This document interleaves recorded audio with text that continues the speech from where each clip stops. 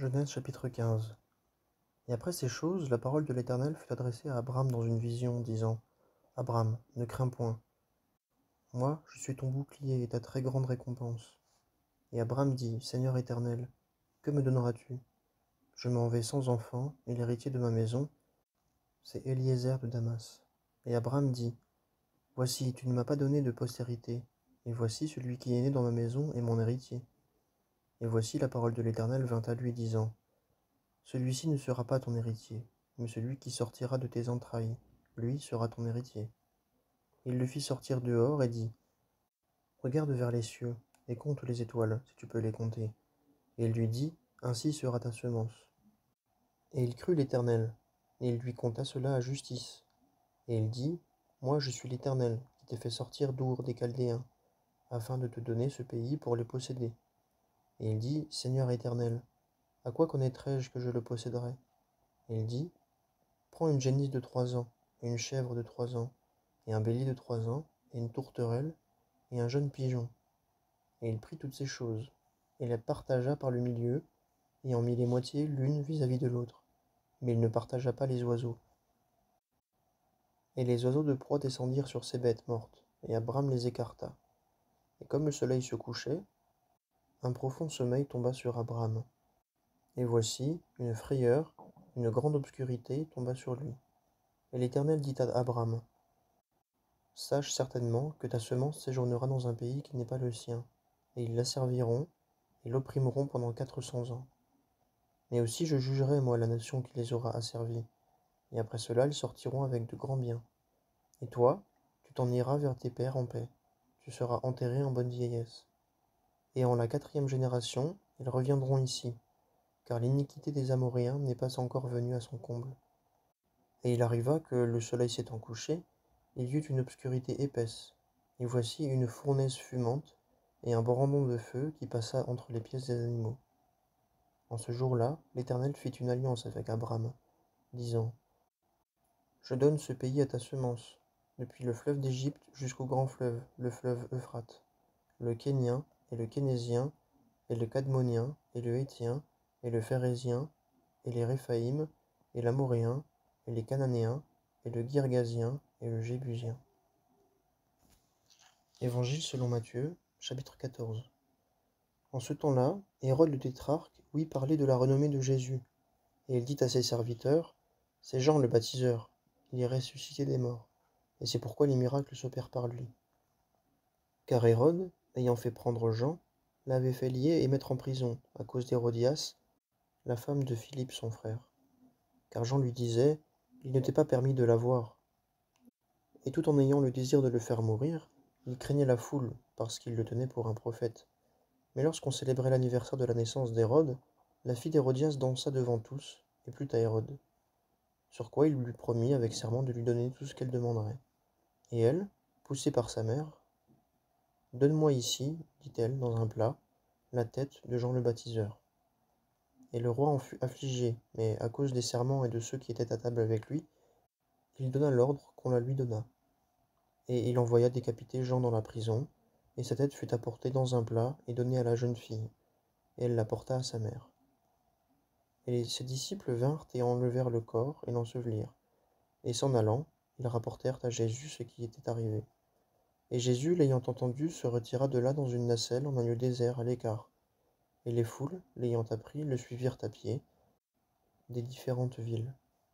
Et étant sorti, il vit une grande foule, et il fut ému de compassion envers eux, et il guérit les infirmes. Et le soir étant venu, ses disciples vinrent à lui, disant: Le lieu est désert, et l'heure est déjà passée. Renvoie les foules afin qu'elles s'en aillent au village et qu'elles achètent des vivres. Mais Jésus leur dit: Il n'est pas nécessaire qu'elles s'en aillent, vous, donnez-leur à manger. Mais ils lui disent: Nous n'avons ici que 5 pains et 2 poissons. Et il dit: Apportez-les-moi ici. Et ayant donné l'ordre aux foules de s'asseoir sur l'herbe, ayant pris les 5 pains et les 2 poissons, il regarda vers le ciel et bénit, et ayant rompu les pains, il les donna aux disciples, et les disciples aux foules. Et ils mangèrent tous et furent rassasiés.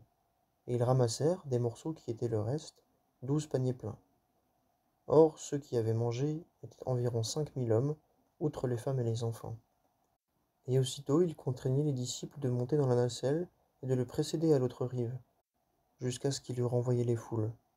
Et quand il eut renvoyé les foules, il monta sur une montagne à l'écart pour prier, et le soir étant venu, il était là seul. Or la nacelle était déjà au milieu de la mer, battue par les vagues, car le vent était au contraire.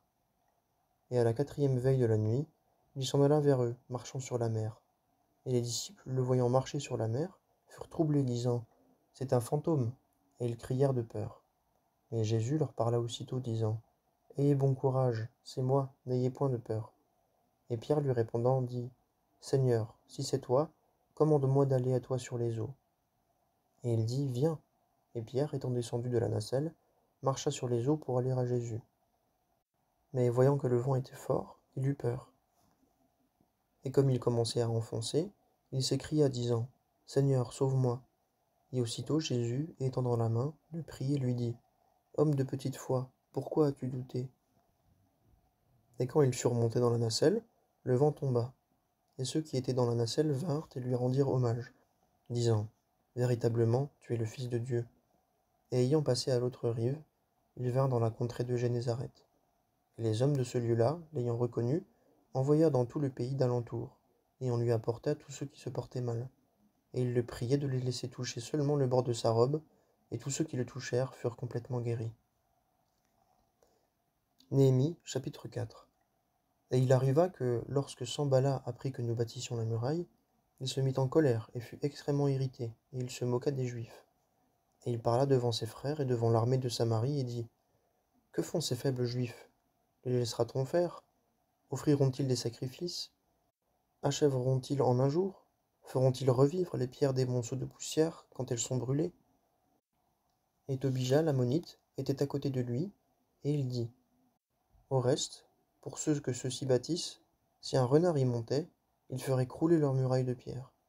Écoute, ô notre Dieu, car nous sommes méprisés, et fais retomber leur outrage sur leur propre tête, et livre-les au mépris dans un pays de captivité.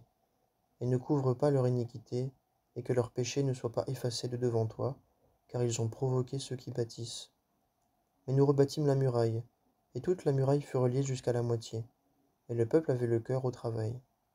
Mais il arriva que, lorsque Sanballat et Tobija, et les Arabes et les Ammonites et les Ascodiens apprirent que la réparation des murs de Jérusalem avançait, que les brèches commençaient à se fermer, ils se mirent dans une grande colère, et ils se liguèrent tous ensemble pour venir faire la guerre contre Jérusalem et pour lui causer du dommage.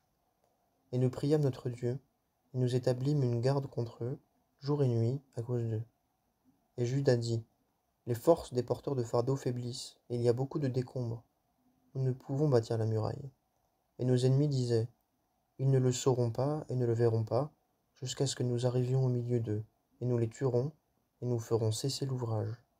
Et il arriva que, comme les Juifs qui habitaient près d'eux vinrent et nous le dirent par 10 fois, de tous les lieux d'où ils revenaient vers nous, j'établis des postes dans les endroits bas, dans l'espace derrière les murailles, en des lieux découverts, et je plaçai le peuple par famille avec leurs épées, leurs piques et leurs arcs.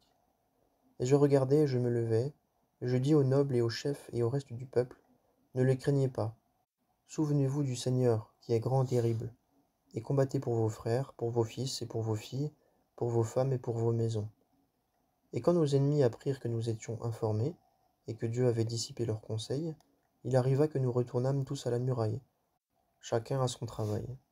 Et dès ce jour-là, la moitié de mes jeunes hommes travaillaient à l'œuvre, et la moitié tenait des piques, et les boucliers, les arcs et les cuirasses, et les chefs étaient derrière toute la maison de Juda. Ceux qui bâtissaient la muraille, et ceux qui portaient les fardeaux, et ceux qui les chargeaient, faisaient le travail d'une main, et de l'autre main tenaient une arme. Et ceux qui baptisaient avaient chacun leur épée ceinte sur leurs reins et bâtissaient, et celui qui sonnait de la trompette était à côté de moi.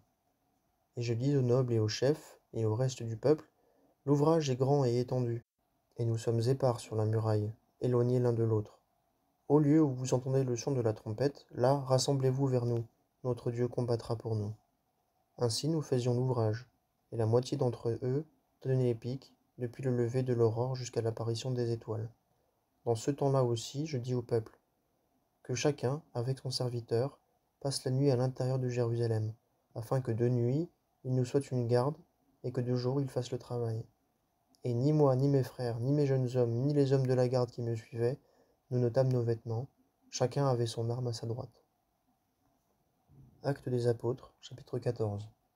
Or il arriva qu'à Iconium, ils entrèrent ensemble dans la synagogue des Juifs, et ils parlèrent de telle sorte qu'une grande multitude de Juifs et de Grecs crurent.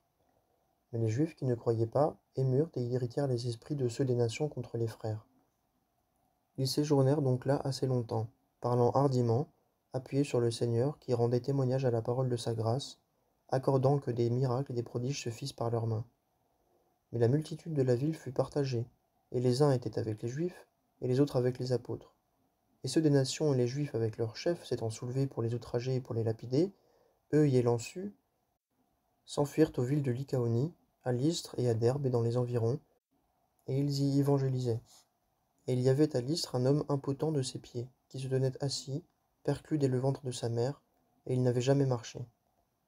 Cet homme entendait parler Paul, qui, fixant ses yeux sur lui et voyant qu'il avait la foi pour être guéri, lui dit à voix haute, « Lève-toi droit sur tes pieds. » Et il sautait et marchait.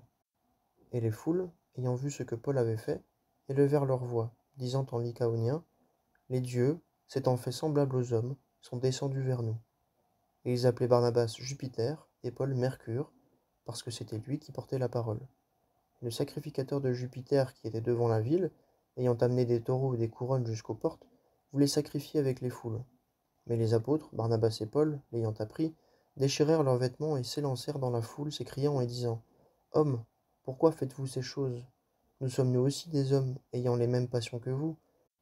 Et nous vous annonçons que de ces choses vaines vous vous tourniez vers le Dieu vivant, qui a fait le ciel, et la terre, et la mer, et toutes les choses qui y sont. Lequel, dans les générations passées, a laissé toutes les nations marcher dans leur propre voie, quoique cependant il ne se soit pas laissé sans témoignage, en faisant du bien, en vous donnant du ciel des pluies et des saisons fertiles, remplissant vos cœurs de nourriture et de joie. Et en disant ces choses, à peine empêchèrent-ils les foules de leur sacrifier. Mais des Juifs arrivèrent d'Antioche et d'Iconium, et ayant gagné les foules et lapidé Paul, ils le traînèrent hors de la ville, croyant qu'il était mort. Mais comme les disciples se tenaient autour de lui, se levant, il entra dans la ville, et le lendemain, il s'en alla avec Barnabas à Derbe.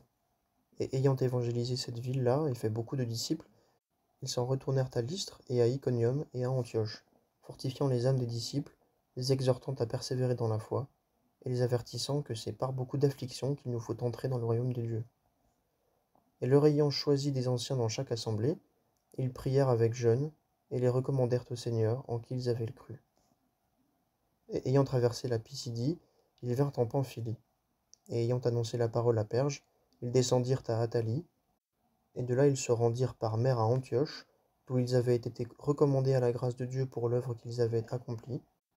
Et étant arrivés, et ayant réuni l'assemblée, ils racontèrent toutes les choses que Dieu avait faites avec eux, et comment il avait ouvert aux nations la porte de la foi.